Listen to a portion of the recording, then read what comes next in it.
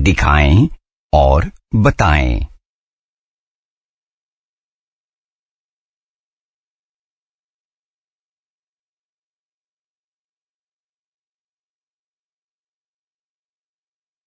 क्या आप जानना चाहेंगे कि मैंने ये किस तरह किया? आइए, मैं आपको इसके मुख्य चरण बताता हूं। बैकग्राउंड इमेज ओपन करना और अन्य इमेजेस जोड़ना। इमेज को मूव करने के लिए मूव टूल का इस्तेमाल करना। इमेजेस को सिलेक्ट करने के लिए पॉलीगोनल लासो टूल या मैग्नेटिक लासो टूल का इस्तेमाल करना। इनवर्स और क्लियर फंक्शन का इस्तेमाल करके अनचाहे बैकग्राउंड को हटाना। फ्री ट्रांसफॉर्म का इस्तेमाल करके साइज और पोजीशन एडजस्ट करना। क्या आप तैयार हैं? मैं घास के मैदान में शेर से दूर भागते हिरण की फोटोग्राफ बनाना चाहता हूं। सबसे पहले मैं बैकग्राउंड इमेज घास का मैदान ओपन करूंगा।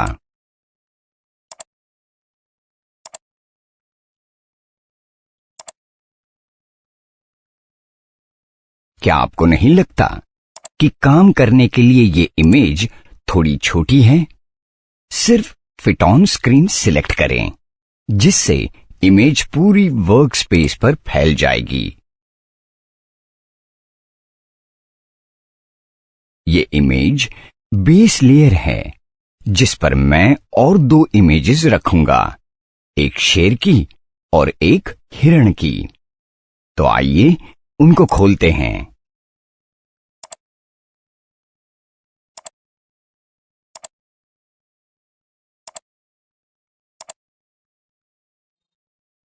कंपोजिट बनाने के लिए मुझे सभी इमेजेस एक ही फाइल में चाहिए होंगी।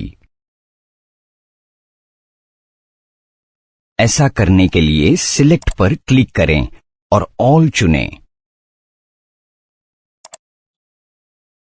इससे पूरे बैकग्राउंड के साथ शेर सिलेक्ट हो जाएगा।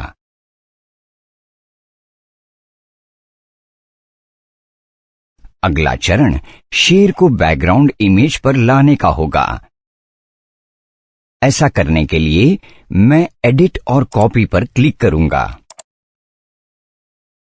उसके बाद शेर को घास पर पेस्ट करने के लिए विंडो ऑप्शन पर जाएं और ग्रासलैंड जेपीईजी फाइल सिलेक्ट करें।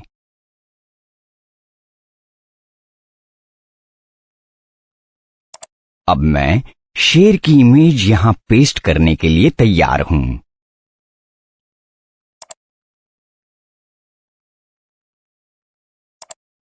देखिए, अब शेर घास पर है। क्या आपको नहीं लगता कि शेर थोड़ी गलत जगह पर है? इसे सही जगह पर रखने के लिए मैं मूव टूल इस्तेमाल करूंगा।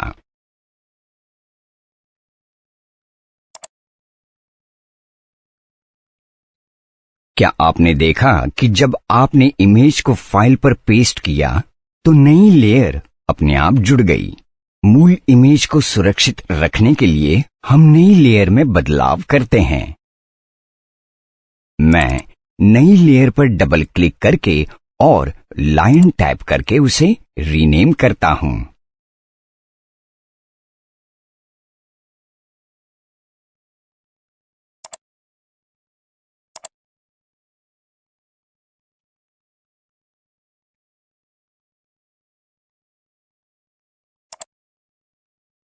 आइए हम सिर्फ शेर को सिलेक्ट करें, पॉलीगोनल लासो टूल इस्तेमाल करें और फेदर सेटिंग्स बदलें।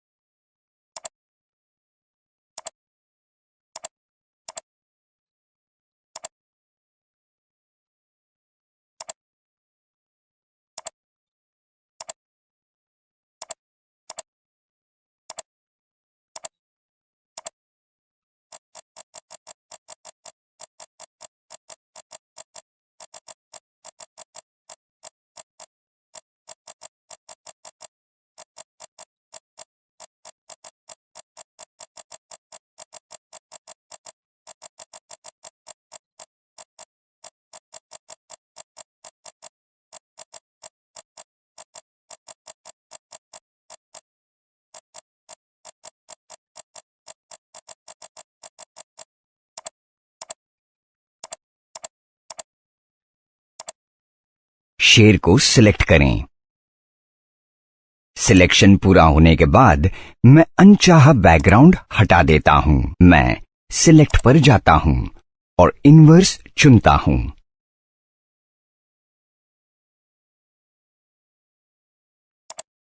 उसके बाद मैं एडिट पर जाकर क्लियर ऑप्शन चुनता हूं।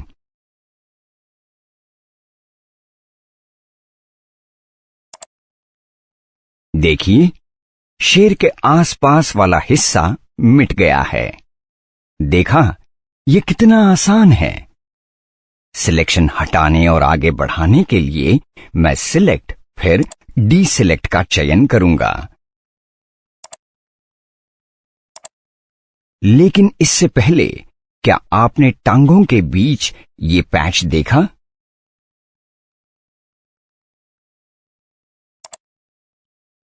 आइए पॉलीगोनल लासो टूल का इस्तेमाल करके इसे हटा दें।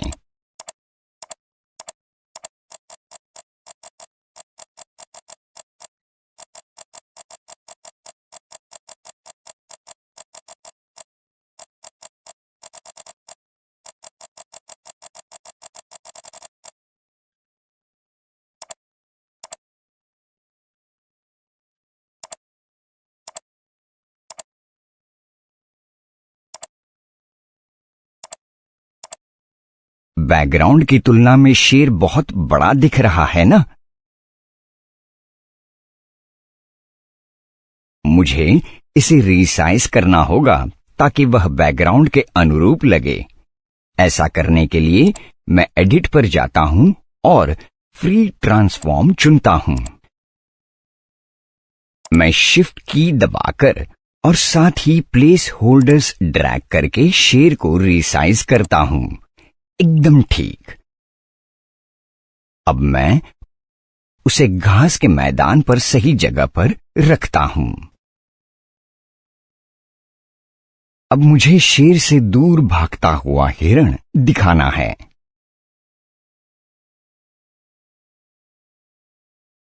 हिरण को घास के मैदान पर लाने के लिए मैं समान प्रक्रिया अपनाऊंगा।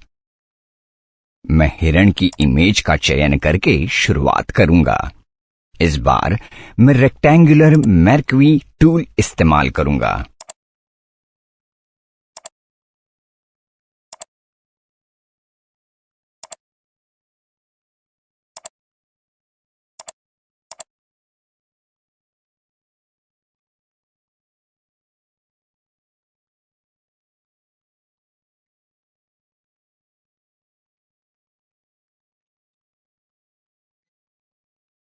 इमेज को कॉपी करें और हमारी फाइल ग्रासलैंड्स पर पेस्ट करें।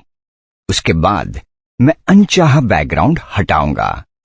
पहले मैंने पॉलीगोनल लासो टूल इस्तेमाल किया था। अब मैं सिलेक्ट करने के लिए मैग्नेटिक लासो टूल का इस्तेमाल करूंगा। मैं टूल सिलेक्ट करता हूं, फेदर सेटिंग्स बदलता हूं। आप देख सकते हैं कि जैसे जैसे पॉइंटर मूव करता है, मैग्नेटिक लासो टूल अपने आप एंकर पॉइंट्स रखता जा रहा है। ज्यादा मेहनत किए बिना बारीक से बारीक सिलेक्शंस पाने के लिए यह सबसे अच्छा टूल है।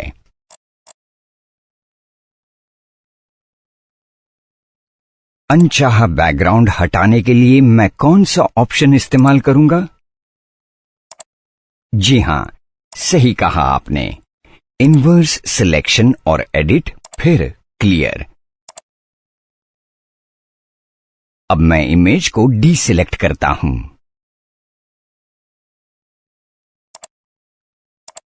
यहां पर हिरण शेर की तरफ भाग रहा है, जबकि मैं दिखाना चाहता हूं कि हिरण शेर से दूर भाग रहा है। मैं फ्लिप हॉरिजॉन्टल ऑप्शंस का इस्तेमाल करके ऐसा कर सकता हूं। मैं एडिट पर जाऊंगा, ट्रांसफॉर्म सिलेक्ट करूंगा और फ्लिप हॉरिजॉन्टल का चयन करूंगा।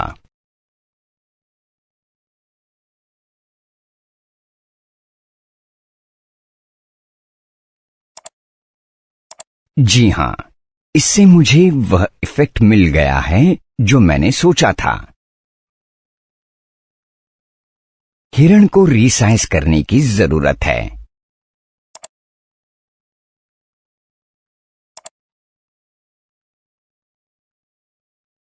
अब शेर और हिरण के रंग देखें। क्या वे घास के मैदान के साथ मेल खा रहे हैं? नहीं, मेल तो नहीं खा रहे। तो मैं यू अथवा सैचुरेशन ऑप्शन इस्तेमाल करूंगा और कर्व्स एडजस्ट करूंगा ताकि मुझे मनचाहा इफेक्ट मिल सके।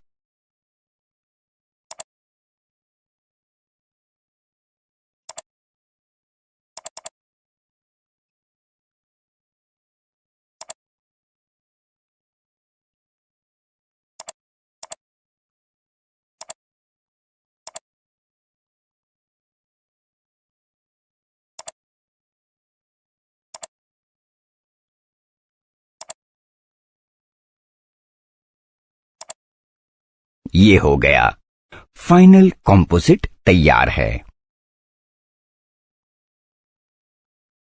मैं इस फाइल को PSD और JPEG दोनों फॉर्मेट्स में सेव करता हूं।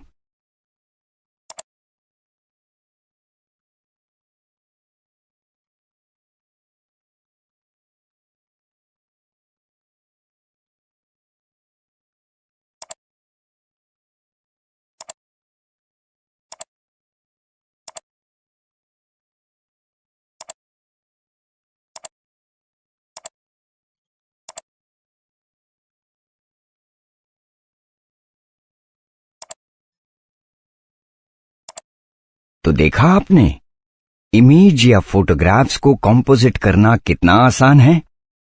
तो क्या अब आप खुद से इसे करने के लिए तैयार हैं? All the best.